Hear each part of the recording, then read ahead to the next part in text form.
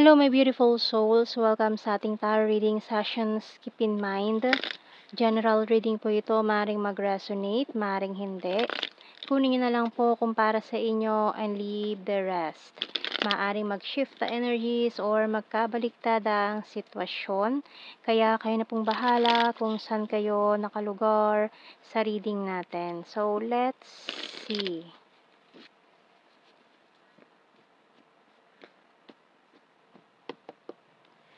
So we have here the Ten of Pentacles and the Knight of Cups. We also have here the Magician and the Knight of Wands. We also have here the Seven of Pentacles and the Page of Cups. King of Pentacles and the Ace of Swords. So, Hangman, bottom card. So, communication is coming in sa kung sino man tong hinihintay mo na mag-message sa'yo or hinihintay mo yung message nitong taon to. So, kung meron kang hinihintay na tao na mag-reach out sa'yo, maaaring it's a sign na magre-reach out na siya for you. Ayan, we have here dalawang kabalyero dito. Talaga namang very nagmamadali at very passionate itong mga nangyayari dito. So, we also have here this Page of Cups. So, and the Seven of Pentacles. So, talagang you're waiting for this. And, ayan na. No, maaaring you're manifesting this. Matagal mo nang hinintay pero yung iba sa inyo parang tinanggap na wala na to, ganyan na, dead end, hanggang doon na lang yun. Pero, boom! Bigla na lang. Ayan, unexpected. So, tingnan natin. Anong message ng mga archangels natin? Kumbaga kung kailan sumuko ka na maghintay sa taon to, tsaka siya biglang nagparamdam.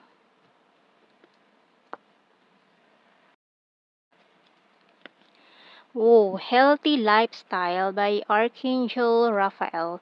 Eat a healthful diet and get adequate sleep and exercise regularly for optimal health. So, maaaring yan, isa sa mga nakakalimutan na natin, no? Palagi, dahil busy-busy na sa buhay, puro work. Talaga halos wala ng pahinga, nakakalimutan na kahit uminom ng tubig man lang, mga ganyan. So, isang paalala para sa lahat, no, na wag kakalimutan, ayan, ang ating kalusugan.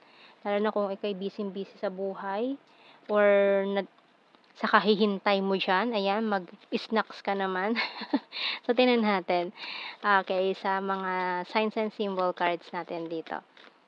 And at the same time, mukhang may mga opportunities din na paparating for you na kasi may parang may isa pa ritong person na maaaring dumating sa buhay mo kaso medyo may age gap, ganyan. So, itong taon to, parang willing siya i-offer sa'yo lahat eh. Kumbaga, ibibigay na lang niya sa'yo, hindi mo na kailangan paghirapan. Kumbaga, kung nag-i-struggle ka ngayon sa buhay, gusto niya ibigay na lang sa'yo, parang sugar daddy, sugar mommy, ganyan. No? And medyo may malaking agwat lang kayo ng edad nitong taong to.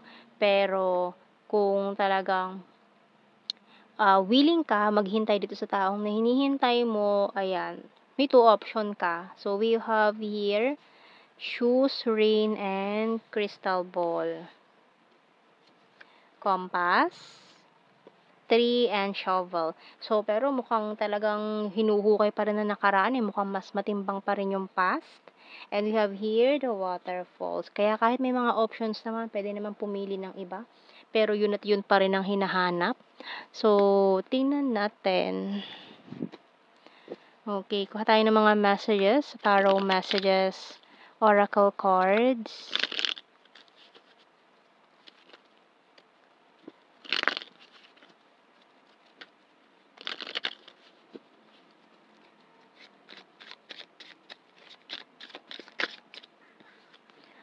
Letting you go, walking away.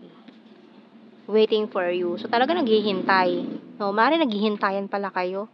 Nag-let go na siya, nag-walk away na, pero mukhang kung kailan ka sumuko sa kanya or parang you drop it, ayoko na. Biglang ganun, ayoko na. Tapos biglang, uy, teka, nag-message. Di ba? So, tingnan natin. Oh, I miss you so much. My intuition choose you. I love your humor. You're so sexy. I regret rejecting you and I'm talking to you telepathically.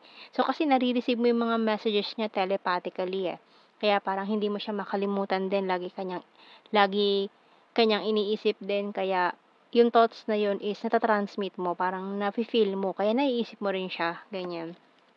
Money is important, ayun. So, talagang, kailangan muna ng pera, ganyan. Kumbaga nag-priority yung financial, ganyan. Pang-financial muna inuna.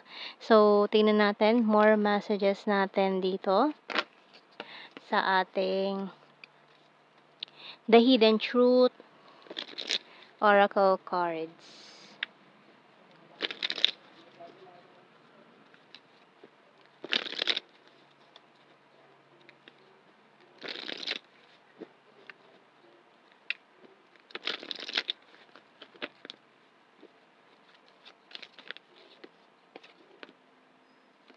Finding out the truth crushed me. I know I was a distraction from your pain. I knew exactly what I was doing. I wish I could share my good news with you. So, ayan, marami siyang good news na gustong i-share sa'yo this time, di ba? So, dati nagmamagaling siya na, alam ko yung ginagawa ko, ganyan-ganyan. So, nung nalaman niya yung mga totoo na kailangan niyang malaman, bigla siyang nahimasmasaan. Para siyang nabuhusan ng malamig na tubig, bigla siyang nagising sa katotohanan, 'di ba? So we have here, ayan, I love you. Mahal ka pa rin daw. And I wish I could take back my words.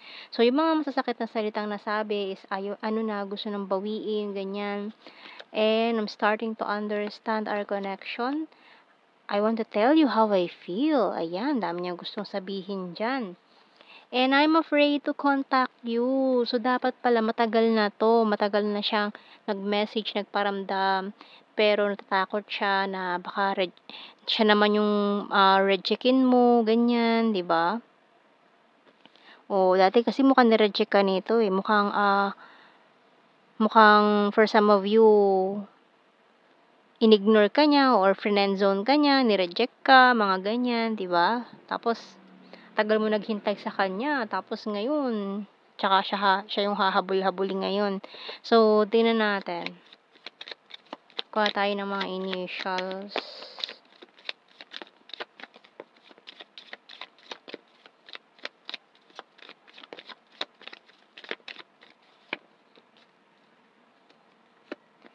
E, D, V, Y, G, S, A, X, N. Bottom card is C. Ayan na, konti na lang initials ha. So, let's see sa blue card. We have here soulmates. Okay. And, confession. So, ang dami niyang gustong sabihin sa'yo, i-confess sa'yo, and obsession. Sabi obsessed pa rin siya sa'yo hanggang ngayon.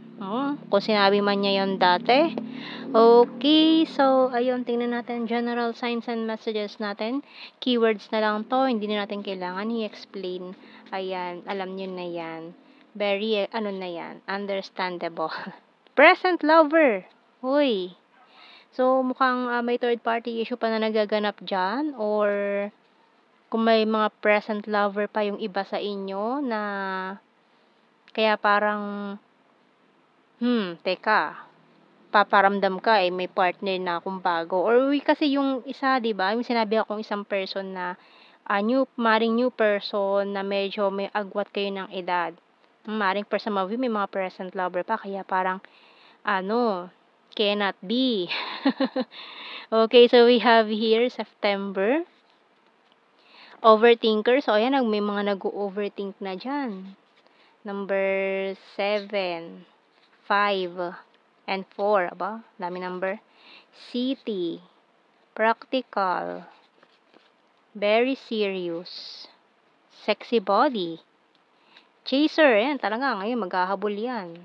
Tagal mo siya hinintay. Tapos ngayon, kung kailan may new person ang pumasok sa buhay mo, tsaka naman siya babalik. Diba? Disaster yun. Magulong na naman yan. We have here caring, intelligent, national capital region. So, ayun mga plastic person, yung mga chismosa dyan. Ako, emotional. Has a dirty sense of humor, responsible, shy at first, twin flame, neighbor, vulnerable, and mirror. So, maaaring twin flames for some of you.